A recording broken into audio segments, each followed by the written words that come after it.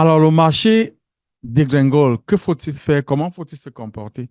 Si ça fait longtemps que vous êtes dans le marché des cryptos, en réalité, ceci ne vous surprend plus. Nous sommes dans un marché qui est extrêmement volatile. Donc, il faut s'attendre à ce qu'il y ait des baisses comme celle-ci. Aujourd'hui, nous allons essayer de comprendre pourquoi est-ce que nous vivons cette baisse et à quoi est-ce que nous pouvons nous attendre dans le futur.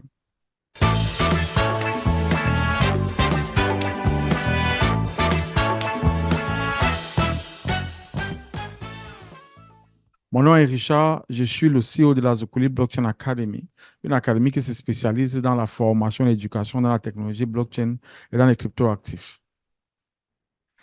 Alors, le marché dégringole depuis maintenant 3 jours. Qu'est-ce qui s'est passé? Pourquoi est-ce qu'on en est là?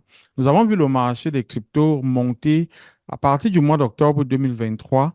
Nous avons même atteint un autre all-time high du Bitcoin à plus de 73 000 dollars. Aujourd'hui, nous voyons le marché qui est passé de 73 à 69. Après, nous sommes descendus à 65. Après 65. Et là, nous sommes pratiquement à 57 000 dollars. Qu'est-ce qui s'est passé? Pourquoi est-ce que nous en sommes là? Nous rappelons qu'en janvier, le 10 janvier 2024, nous avons eu l'approbation de l'ETF Bitcoin. Ça a apporté beaucoup, beaucoup, beaucoup de bonnes nouvelles, en fait. On a eu beaucoup d'espoir par rapport à cette information-là. J'ai d'ailleurs fait une vidéo il y a cela quelques semaines où j'expliquais que, de mon point de vue, le Bitcoin allait atteindre les 125 000 dollars. Est-ce que j'ai changé d'avis? Non, mon opinion n'a pas changé sur cette question parce que les raisons que j'avais indiquées en ce moment-là sont toujours légitimes. C'est juste que nous sommes dus à une correction.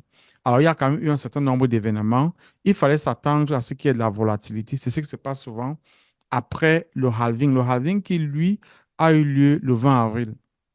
Alors, c'est quoi le halving? Le halving, c'est le fait que la quantité de crypto la quantité de Bitcoin qui est donnée en termes de récompense aux mineurs de Bitcoin et aux validateurs des transactions Bitcoin est divisée par deux. Le Bitcoin se crée lorsque les mineurs créent des blocs ou alors construisent des blocs qui permettent de sécuriser et de sauvegarder les données dans la blockchain Bitcoin. Et c'est le seul moyen par lequel le Bitcoin se crée.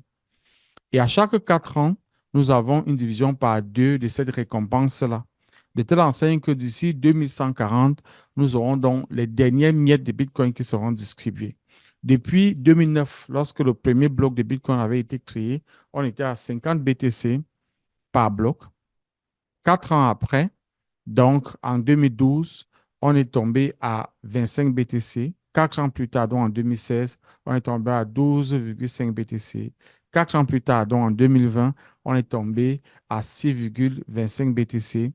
Et aujourd'hui, nous sommes à 3,125 BTC depuis le 20 avril. L'événement du halving a souvent deux, deux résultats si on le veut. Tout de suite après le halving, on a souvent beaucoup, beaucoup de volatilité. Et très souvent, le marché, en fait, du Bitcoin baisse avant de rebondir. Ceci pour la simple raison que les bitcoins qui sont en fait distribués dans le marché ne sont pas, sont pas les bitcoins qui sont minés tout de suite. Donc, ça veut dire que lorsqu'on parle de division par deux, l'effet de la division ne se voit que 12 mois à 18 mois après le halving.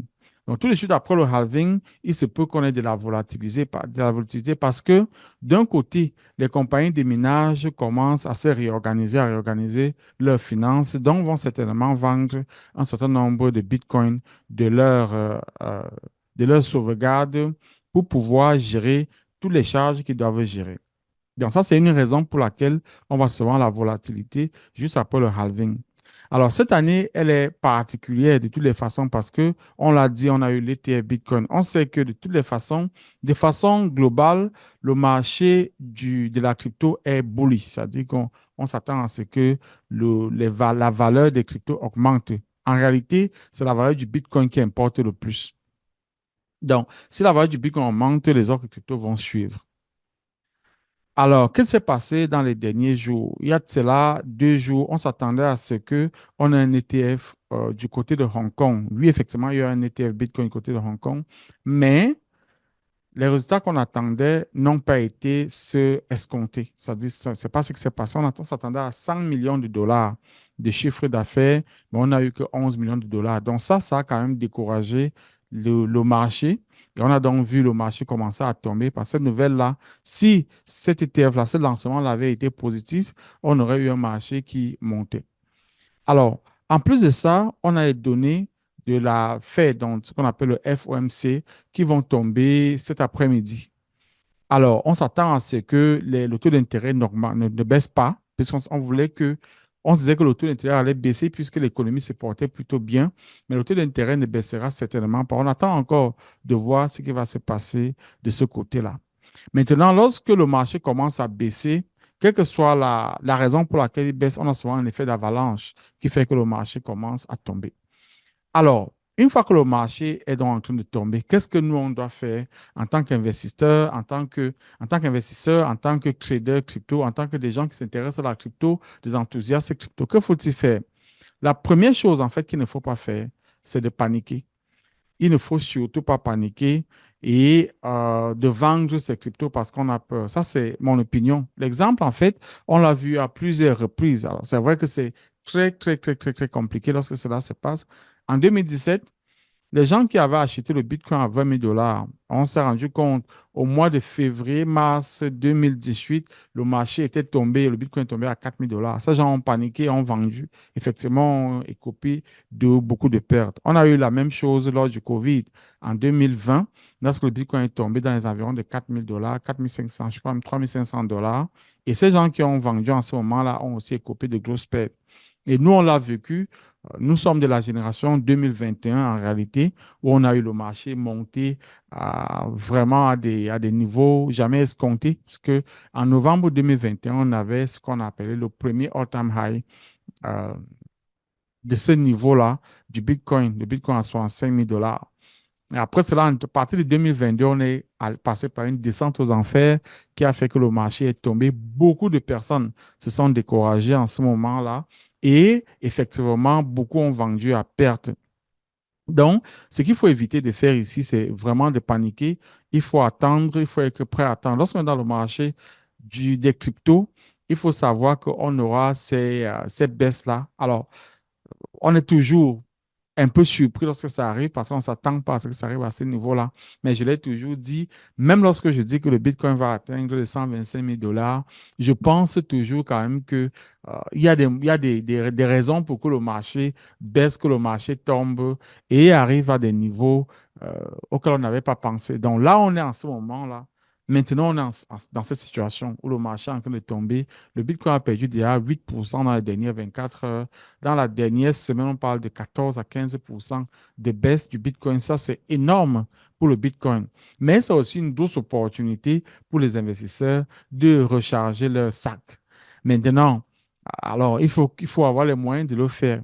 Parce que ce qui se passe, en fait, c'est que maintenant qu'on a des institutions qui sont en train d'entrer dans le Bitcoin, on va vivre ceci encore et encore et encore et encore. Parce que il faut bien se dire que les gens de Wall Street se rendent compte que le marché des Bitcoin est extrêmement sensible à tout ce qui est information. Donc, dès qu'il y a quelque chose qui se passe, c'est le marché des Bitcoins qui va commencer par tomber. Et lorsque le marché tombe, qu'est-ce que ces gens-là font? Ils achètent. Donc, si je suis quelqu'un qui est dans la crypto, qui a acheté, qui a un sac de Bitcoin avec lui, je vais attendre tranquillement. Alors, c'est facile à dire, mais c'est pas facile à faire. Mais c'est ce que moi je ferais, c'est mon opinion. J'attends tout simplement que le marché remonte tranquillement. Si j'ai du capital, c'est le moment maintenant donc, de commencer à injecter du capital dans le marché. Et si je suis nouveau qui veut entrer dans la crypto, c'est dans ces moments-ci en fait qu'il faut entrer dans la crypto. La raison pour laquelle beaucoup de gens perdent de l'argent dans les marchés, c'est parce que beaucoup de gens entrent dans le marché lorsque le marché est à son all-time high. Très souvent, les gens commencent à s'intéresser au marché des cryptos lorsque le prix augmente. Donc, lorsque tout le monde commence à entendre que le Bitcoin monte à 60 000, 65 000, 70 000, 73 000 dollars, c'est là où les gens commencent à s'intéresser à entrer dans le marché des cryptos. Pourtant, ce n'est pas le meilleur moment d'entrer dans le marché. Il faut entrer dans le marché en ce moment-ci où le marché est effectivement en train de baisser. Donc, ça, c'est pour les personnes qui vraiment souhaitent entrer dans le marché. Entrez toujours lorsque le marché est en train de baisser, lorsque le marché, le Bitcoin prend une coupe de 15%, 20%, c'est en ce moment-là qu'il faut entrer. Maintenant, si vous êtes dans les marchés et que vous ne savez pas quoi faire, que faut-il faire dans cette situation-ci?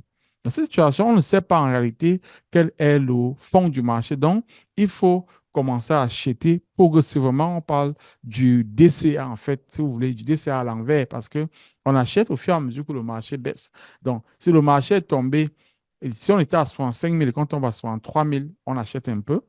À 61 000, on achète un peu. À 59 000, on achète un peu. À 57 000, on achète un peu. Si on tombe à 55 000, 53 000, on fait pareil, juste à ce que notre budget se termine. Bien entendu, au fur et à mesure que le marché baisse, on va réduire la quantité qu'on met dans les marchés. Donc, lorsque le marché commence à tomber, supposons que vous avez par exemple 1 000 dollars, vous avez mis par exemple 100 dollars à 63 000, vous avez mis 100 dollars à 61 000, vous avez mis 100 dollars à 59 000. L'idée, c'est plus le marché tombe, plus on commence à baisser pour voir ce qui va se passer de telle enseigne que on descend avec nos 1 000 dollars progressivement. Et puis, lorsque le marché va reprendre, nous, on va être en train de récupérer en ce moment-là. Donc, ça, c'est une des choses qu'il faut faire. L'autre chose qu'il faut faire pendant ce moment, c'est toujours. Alors, ça, il faut le faire avant. Il faut faire lorsque le marché monte. Lorsque le marché monte, ayez une liste des crypto-monnaies qui montent vraiment comme une fusée. Gardez cette liste-là avec vous, de telle enseigne que lorsque le marché va commencer à baisser, vous êtes capable de venir acheter ces crypto-monnaies-là à vil prix en réalité. On parle des soldes en fait du marché. Donc, voilà en réalité comment est-ce que on peut se comporter lorsque le marché est en train de baisser.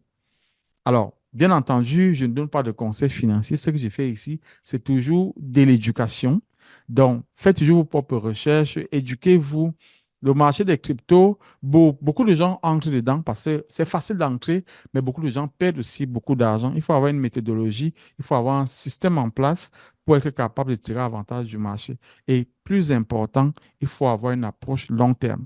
Considérez le marché des cryptos de la même façon dont vous considérez les- l'immobilier, de la même façon dont vous considérez la bourse. Donc, ne soyez pas pressé, ne paniquez pas à chaque fois qu'on a une chute du marché. Quelle qu'elle soit, ne paniquez jamais.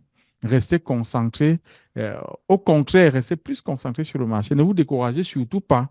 Parce que ce qui va se passer, c'est que en ce moment-ci où le marché est bas, c'est le moment où il faut acheter. Donc, n'attendez donc pas que le marché soit en train de remonter, que le Bitcoin remonte à 60, 62, 63, 65 avant d'acheter. Commencez à acheter maintenant. Il peut descendre jusqu'à 55 000, 53 000, 51 000. Pas de problème, on continue d'acheter. Et lorsqu'il va remonter, alors on sera en train de récupérer en ce moment-là. Mais on est convaincu qu'effectivement, le Bitcoin va reprendre ses rênes dans les prochaines semaines, les prochains mois. On va voir le prix recommencer à monter. Et on aura l'impression que on se trompe toujours de position. Donc, chaque fois qu'on achète, le marché baisse. Et chaque fois qu'on vend, le marché continue de monter. Donc, il faut effectivement rester concentré. Je vous dis à bientôt pour une nouvelle chronique.